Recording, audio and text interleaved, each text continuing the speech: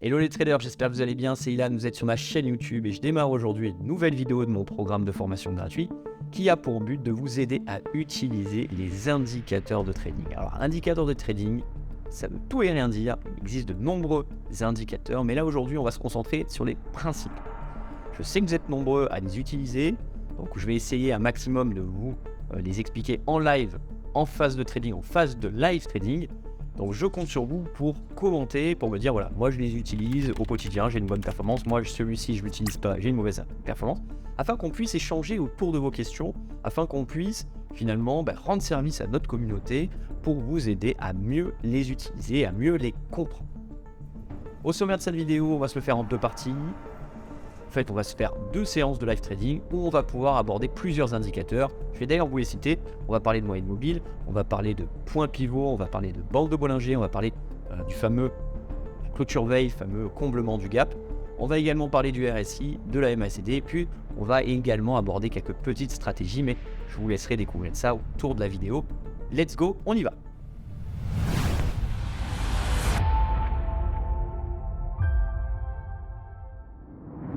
Donc on se retrouve sur ma plateforme de trading TopStep, je vais vous expliquer un petit peu comment elle fonctionne, mais l'idée c'est de démarrer un live, donc là je vais le faire devant vous, on va démarrer un live ensemble, où on va me voir prendre une position de trading en utilisant plusieurs indicateurs. Et dans cette vidéo vous allez voir plusieurs choses, vous allez voir les bandes de Bollinger, donc l'intérêt des bandes de Bollinger.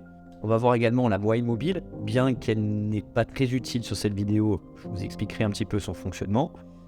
Et nous allons voir l'indicateur, alors c'est pas forcément un indicateur, c'est plus un niveau, mais c'est un niveau que j'utilise vraiment tous les jours pratiquement, c'est le niveau de clôture veille, c'est ce qu'on appelle la stratégie de clôture d'un gap, c'est des écarts qui se créent en ouverture des marchés, et donc c'est des niveaux qui sont tellement importants, vous allez voir que le cours va être attiré par ce niveau-là, et nous le but, ça va être de saisir une opportunité grâce à l'attractivité de ce niveau qu'on appelle le niveau de clôture de veille. Donc on y va. C'est parti, donc je vous présente la plateforme de trading, donc on est sur TopStep, vous voyez, on est sur le graphique 5 minutes du SP500, donc SP500 qui s'appelle ESM3, on est sur le marché futur, donc un marché réglementé. Et donc l'idée c'est quoi? C'est de se dire, voilà, j'ai tracé cette ligne noire là, en fait, qui est ni plus ni moins que le niveau de clôture de la veille. Comment on calcule le niveau de clôture de veille? C'est très simple. Pour calculer le niveau de clôture de veille, il suffit tout simplement de voir le cours du SP500, puisque je trade sur le SP500, la veille à 22h. Je rappelle les horaires de cotation, SP500 ouvre à 15h30 l'après-midi et ferme à 22h. Donc il suffit juste de prendre le prix du SP500 la veille à 22h. Donc voilà, 9h55, donc la bougie qui commence à 9h55 et finit à 22h. Donc ça c'est notre niveau de clôture veille. Donc je la prends et je la mets juste ici. Et je vais la matérialiser en orange. Quand vous voyez mes graphiques en général, tous ceux qui font des live trading avec moi, on voit qu'il y a une ligne orange. Cette ligne orange, c'est la fameuse ligne de clôture veille. Et c'est un niveau vraiment super important et vous allez voir dans cette vidéo. Et donc, une fois que j'ai tracé cette ligne, je vais sur mon graphique 5 minutes, vous voyez, il est ici. Et donc, je vais prendre une position avec un objectif de venir chercher ce niveau-là. Donc, le marché a ouvert ici, vous voyez, à 15h30, là. Donc le marché est parti de suite en hausse. Et puis là, maintenant, ça c'est ce qu'on appelle une irrationalité de marché. Là maintenant, mon but c'est de trouver un retournement dès que possible pour aller venir chercher cette ligne de clôture veille qui n'a finalement jamais été atteinte. Donc là, je vous ai parlé de l'utilité de cet indicateur, de ce niveau qui est super important, celui de la clôture veille. Vous allez voir, il est vraiment super important. Maintenant, je vais vous parler d'une deuxième chose, on va parler des bandes de Bollinger. Donc là, je vous donne un petit peu de cours et puis on va démarrer notre live dans quelques instants. Mais l'idée, c'est juste de vous donner ces informations sur ces indicateurs pour qu'on puisse après, pendant mon live, les utiliser et derrière, commencer la séance et essayer de gagner de l'argent puisque c'est un peu le but du trading. Le deuxième indicateur que je vais vous détailler, c'est les bandes de Bollinger. Donc les bandes de Bollinger, vous voyez, on les voit. Donc c'est très facile en fait. Toutes les plateformes de trading permettent de charger les bandes de Bollinger. Ça se fait tout seul. Par exemple, sur TopStep, vous allez dans Indicateur, tout simplement. Vous faites ici Channel et vous mettez bande de Bollinger. Si vous allez sur ici, par exemple, sur IG, je vais le faire avec vous, comme ça au moins ça vous montre également comment on les charge. Vous allez juste aller dans Indicateur ici, vous voyez, et il y a écrit bande de Bollinger. bah, vous avez juste à cocher, décocher, et vous les avez. Vous voyez, c'est très très simple de mettre en place ce type d'indicateur. Donc là, les bandes de Bollinger, quel est son rôle? Quels sont leurs rôles, en fait, ces bandes de Bollinger? En fait, les bandes de Bollinger vont accompagner le prix de l'actif que nous allons trader. Vous voyez ici, les bandes de Bollinger, finalement, accompagnent les prix, c'est-à-dire qu'en fait, les prix évoluent à l'intérieur de ces bandes de Bollinger. Il faut savoir que le prix est 95% du temps à l'intérieur de ces bandes de Bollinger. Donc très souvent, il va aller chercher le haut de Bollinger pour aller reprendre le bas de Bollinger, et puis il va naviguer à vue. Donc là, on voit bien, vous voyez le mouvement.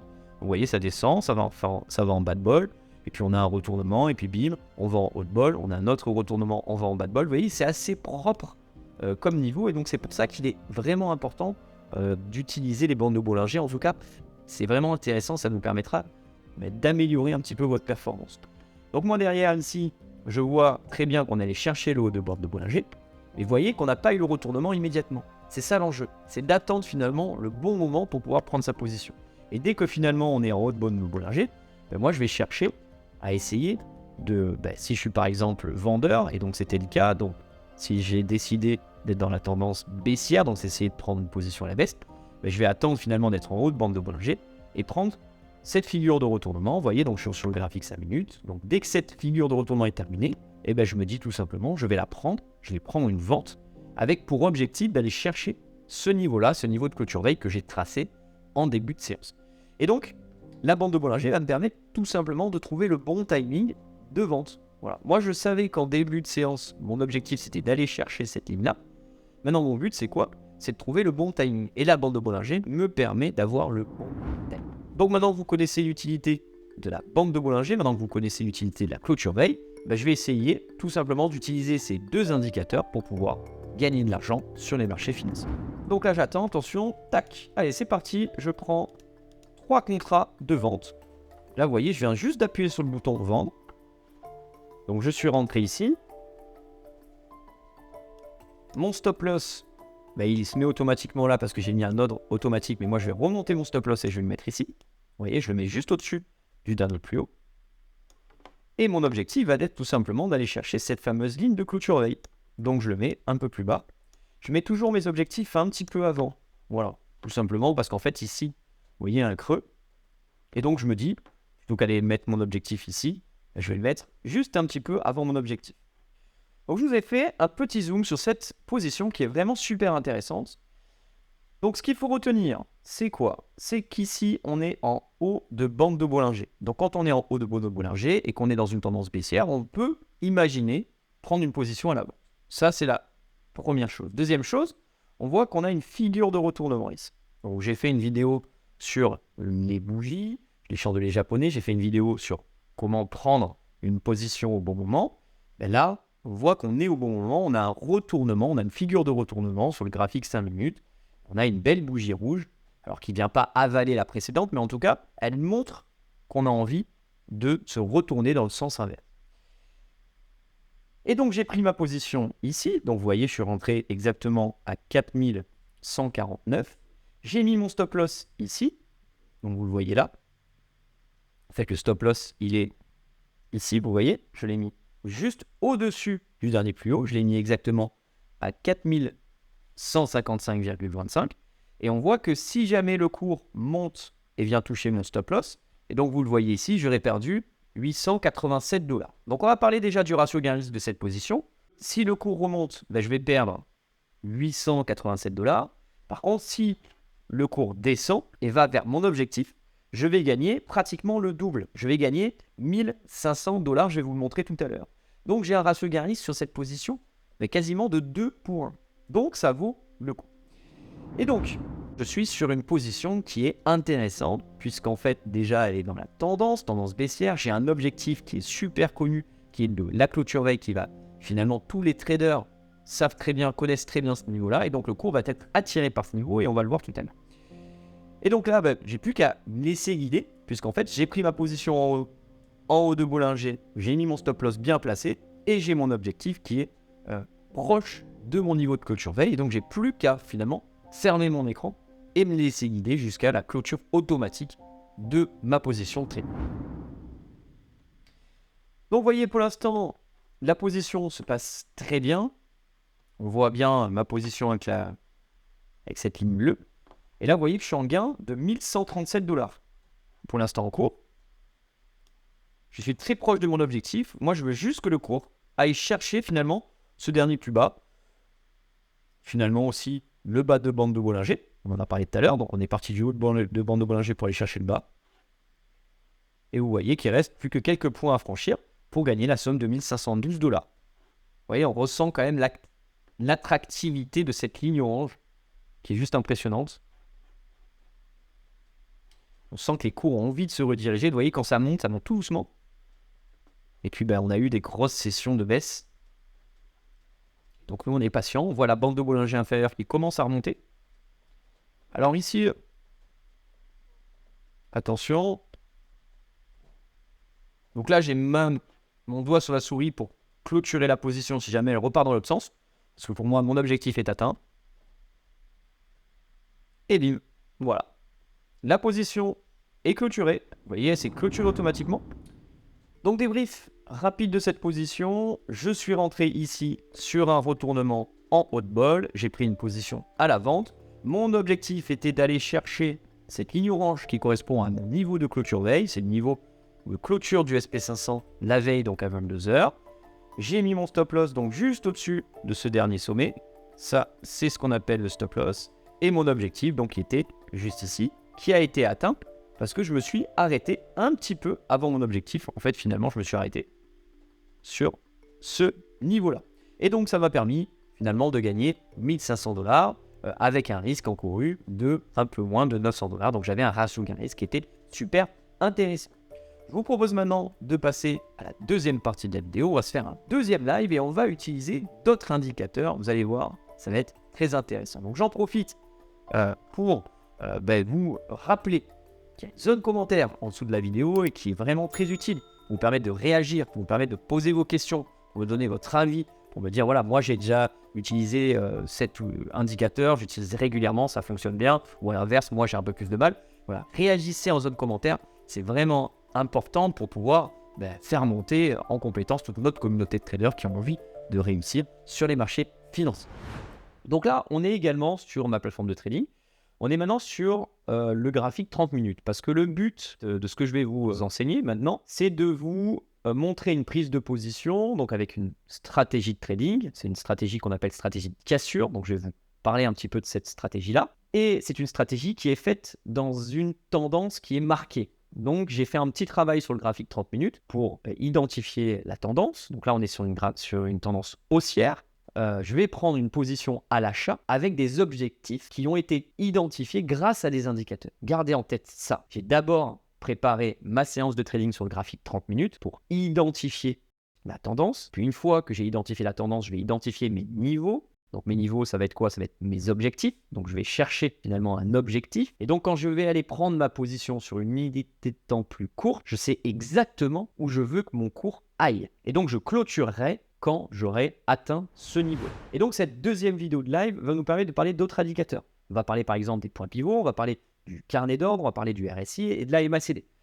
Et la première chose que l'on peut voir, je ne vais pas passer beaucoup de temps sur la préparation parce que l'idée c'est quand même de vous parler des indicateurs, mais sur la préparation, donc on voit qu'on est dans une tendance haussière, on voit les plus bas sont plus hauts, les plus hauts sont plus hauts, donc on peut très facilement se dire qu'on est dans une tendance haussière et donc il faut essayer d'identifier des opportunités à l'achat. Donc, qu'est-ce que va me permettre le graphique 30 minutes? Il va me permettre finalement d'identifier des niveaux importants. Et vous voyez, moi, le niveau que je vais retenir, c'est ce niveau-là. C'est ce qu'on appelle le point pivot. C'est les points pivots. Donc, très rapidement, je vais vous donner le cours sur les points pivots. Donc, les points pivots, il y en a 7. Il y a le point pivot qui est finalement au centre de la stratégie des points pivots. Le point pivot, donc c'est le pivot. On a au-dessus le R1 qui correspond à la résistance 1. Au-dessus, on a le R2 qui correspond à la résistance 2. R3 qui correspond à la résistance 3. En dessous du point pivot, on a la même chose pour les supports. On a le S1 qui correspond au support 1, le S2 au support 2, le S3 au support 3. Pour les charger sur votre plateforme de trading, rien de plus simple. Je vais vous montrer par exemple sur IG. Vous allez ici dans Indicateur et vous cliquez sur Point pivot. Vous voyez, je les enlève, je les remets. C'est aussi simple que ça, il n'y a rien à faire. Je n'ai pas besoin de vous expliquer comment sont calculés les points pivots, puisqu'en fait la plateforme de trading vous les charge automatiquement. Donc ici, vous voyez sur mon graphique 30 minutes, on voit en noir, vous avez le point pivot qui est là, le R1, et le R2. On voit qu'on a déjà cassé le R1. On voit d'ailleurs que le R1 a joué son rôle de résistance. Vous voyez, c'est aller chercher le R1, c'est redescendu, et puis là, on a cassé, donc maintenant, on va aller chercher le R2, qui va être mon objectif. Et donc, en dessous, on a le S1 et le S2, mais qui ne sont pas du tout intéressants, puisque là, on est au-dessus du point pivot, donc au-dessus du point pivot égale tendance plutôt haussière. Comment nous allons utiliser cet indicateur qui est le point pivot? Très simplement, je vais prendre ma ligne, une ligne verte, qui est mon objectif, et je vais le tracer sur mon graphique. Voilà mon objectif pour la séance, c'est-à-dire qu'en fait, je vais essayer de trouver un achat sur une unité de temps plus courte, et mon objectif va être d'aller chercher ce niveau-là, le niveau des 4140, et j'ai mis une ligne verte pour l'identifier. Voilà ma stratégie. En fait, voilà mon plan de trading, c'est très simple.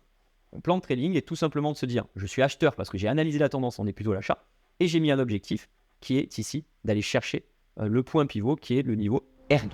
Allez, un petit bout de cours, comme j'ai fait sur les points pivots, je vais vous parler du cours sur le RSI. Donc qu'est-ce que le RSI? Le RSI, c'est un oscillateur. On va avoir une droite qui va évoluer dans un canal entre 0 et 100. Je vous le mets à l'écran. Donc le RSI, par exemple, le 4 mai, était à 12,3. Et on voit qu'il était ici, donc à 12,3. Et on voit que là, maintenant, à l'heure où je vous parle, le RSI est à 85. En fait, le RSI va évoluer entre 0 et 100. Et on va se dire, lorsqu'il dépasse les 70, ça veut dire que le cours est en surachat. Ça veut dire qu'il y a eu beaucoup trop d'acheteurs. En fait, les gens se sont un petit peu affolés. Et donc, quand on est au-dessus de 70, on est en surachat. Et donc, ça veut dire qu'il y a des risques que ça redescende parce qu'il y a trop de mouvements à l'achat et c'est un peu irrationnel. Et on se dit que quand ça monte trop, forcément, au bout d'un moment, ça va redescendre. Et donc, à l'inverse, on a la même chose côté vendeur. Dès que le prix du RSI, donc dès que le cours du RSI descend en dessous des 30, cela veut dire que le prix de l'actif financier que l'on trade est en survente. Donc, au-dessus de 70, on est en surachat. En dessous de 30, on est en survente. Et donc, ce qui est intéressant de voir, c'est comment le prix est positionné par rapport au RSI. Et là, on voit qu'en fait, le cours est actuellement à 4111 et on est en surachat. Ça veut dire qu'en fait, il y a un mouvement d'achat qui est important. Mais moi, je ne vais pas l'utiliser de cette manière-là. Ça, c'est la règle. Là, je viens de vous expliquer qu'est-ce que la définition du RSI. Le RSI, c'est très simple, c'est une ligne. Et lorsqu'il est au-dessus de 70, on dit que le cours est en surachat. Et quand il est en dessous de 30, on dit que le cours est en survente. Ça, c'est la règle de base. C'est l'interprétation de base. Mais moi, je ne l'utilise pas du tout comme ça parce que vraiment, c'est un peu trop simpliste et ça se saurait si vous pouvez gagner de l'argent juste grâce à cette information. Moi, je vais l'utiliser d'une deuxième manière. Et encore, quand je dis je vais l'utiliser, moi, c'est un indicateur finalement que je n'utilise quasiment pas. Mais en tout cas, la deuxième utilisation est plus intéressante que la première. C'est de se dire, voilà, regardez, là ici, j'ai un plus bas qui a été fait. Et là, j'ai encore un plus bas qui a été fait. Et ce plus bas est plus bas que le précédent. Là, le RSI, quand je regarde la représentation graphique, c'est la même chose. Vous voyez, j'ai un plus bas ici. Là, le plus bas, il est encore plus bas. Donc, finalement, il n'y a pas de signal d'achat. Pourquoi? Parce qu'en fait, on fait un plus bas sur le RSI et on fait un plus bas sur le cours. Par contre, maintenant, si j'analyse ce creux-là, vous voyez, ce creux-là est plus bas. Et ici, on a un deuxième petit creux qui est ici. Et ce deuxième creux, ici, il est plus haut que le précédent. Vous voyez, donc en fait, ici, on a un plus bas. Donc ça descend.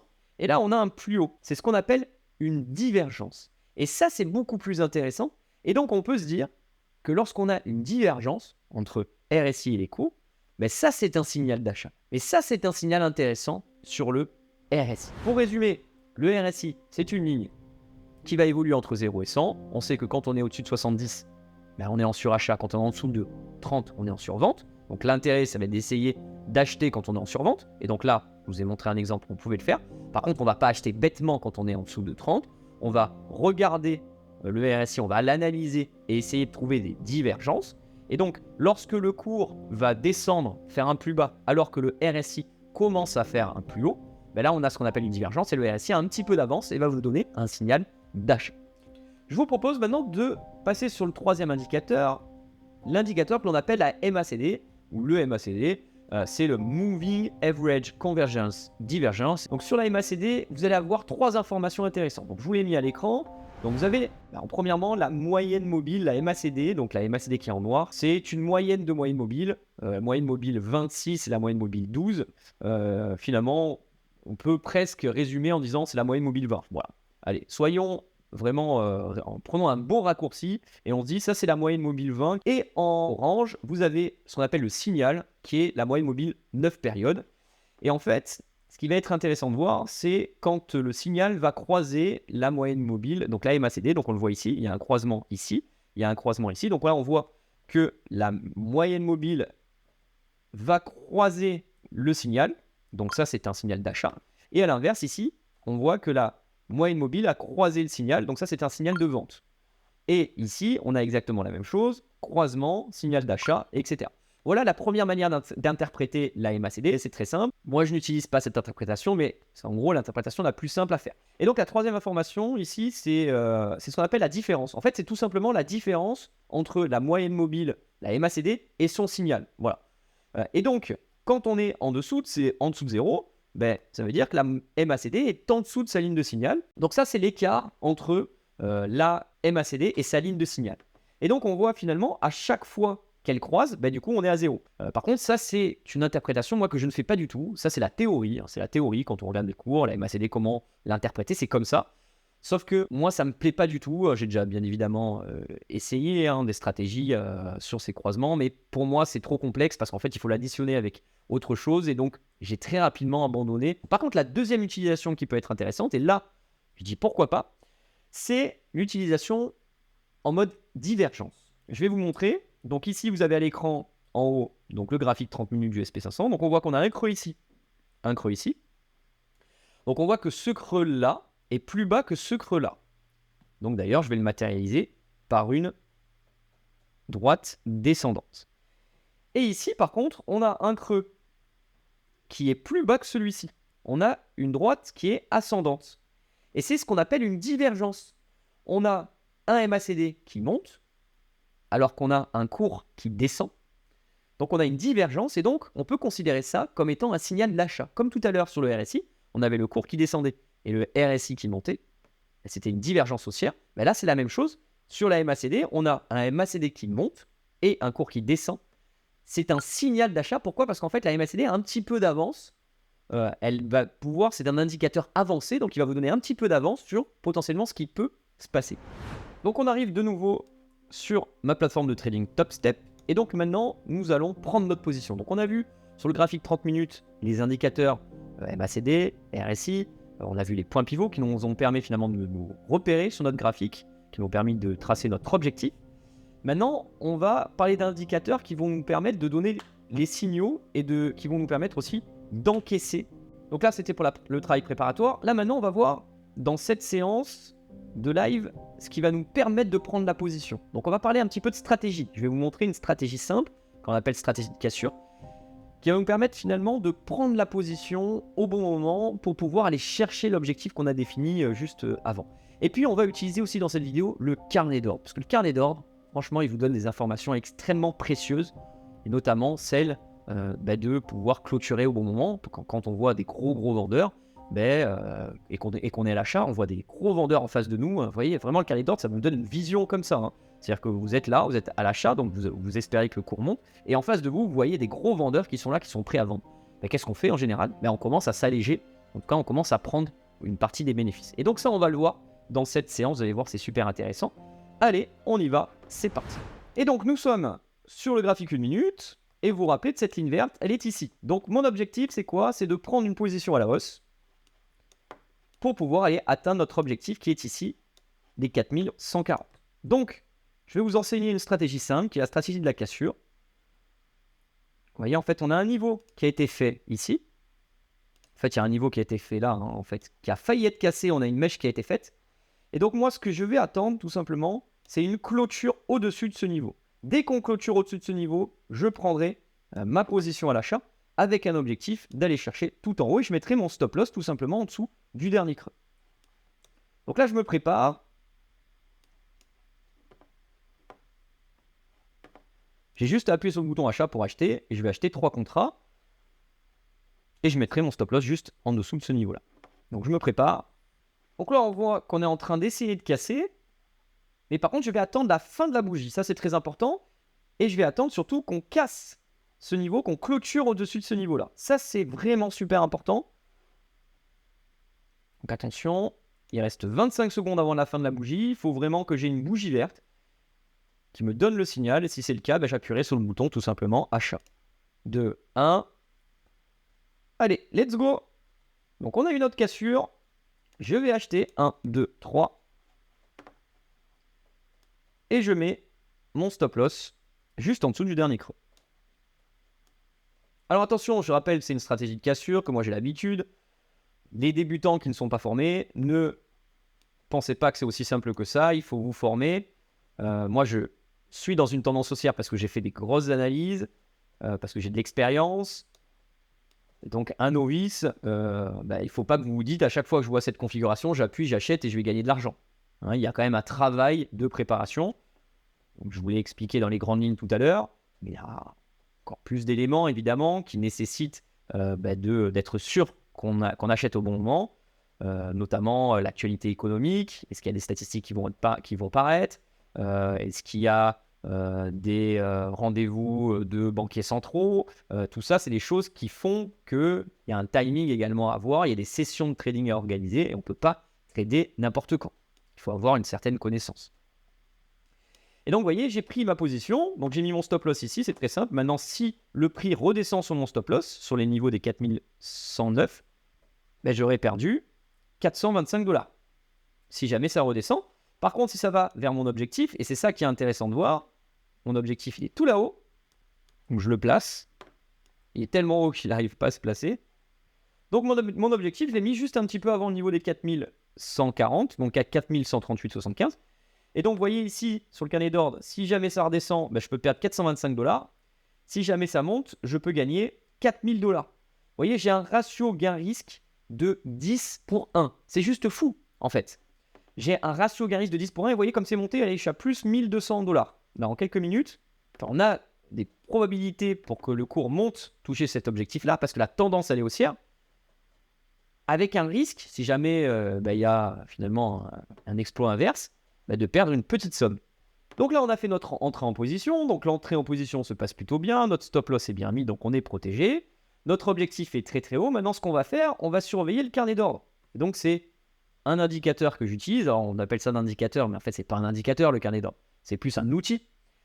Mais par contre, il va être utile. Et donc, quand je regarde ce carnet d'ordre, pour l'instant, moi, je le regarde. Il n'y a pas de gros niveau. Alors, il y a un petit niveau ici. Vous voyez, 4125. D'ailleurs, on le voit bien ici. Je vais la rapprocher, le graphique. On voit qu'ici, 4125, c'est un niveau important. D'ailleurs, 4121 également. Et on voit que d'ailleurs que les cours ont un petit peu de mal, mais vous allez voir que finalement, il n'y a pas de grosse ligne. La plus grosse ligne, c'est 4125, elle est là. Donc, il y a encore un potentiel pour que ça remonte. Il y a encore un potentiel pour que ça monte. En tout cas, moi, je ne suis pas du tout stressé parce que je crois en mon plan de trading. Mon plan de trading me dit que le cours peut monter jusqu'à tout là-haut. Donc, derrière, je ne vais pas commencer à clôturer maintenant, alors que je peux prétendre à un gain de 4000 $. Alors on arrive au moment charnière où je vais vous former sur le carnet d'ordre. Donc je vais vous apprendre ce qu'est le carnet d'ordre. Donc, petit cours, qu'est-ce que le carnet d'ordre? En fait, le carnet d'ordre, c'est un outil qui nous permet de voir en temps réel tous les ordres qui ont été mis sur le marché. Là, on est par exemple sur le graphique du SP500. Et donc, on a tous les ordres d'achat et de vente qui sont déjà programmés dans le marché. C'est-à-dire qu'en fait, c'est des ordres automatiques. Donc, on voit finalement les stop-loss des investisseurs, des traders, des institutionnels, de tout le monde en fait. Tous les stop-loss sont inscrits dans le carnet d'ordre. Et on voit également toutes les personnes qui veulent acheter ou vendre à des cours limites. Et donc, comment on lit un carnet d'ordre? Donc, on a une colonne à gauche qui est ici. Ça s'appelle la colonne bid. C'est tous les acheteurs, toutes les personnes qui veulent acheter le marché. Et on a une colonne à droite qui est ici, qui s'appelle la colonne ask. C'est tous les vendeurs. Et là, ici, on a le cours. Le cours actuellement est à 4127. Donc, on voit qu'ici, il n'y a plus beaucoup d'acheteurs, puisqu'il y en a plus que 4302. Et il y a beaucoup de vendeurs, beaucoup plus de vendeurs. Et surtout, on voit ici qu'à 4130, on a un gros vendeur. On a 746 contrats de vente.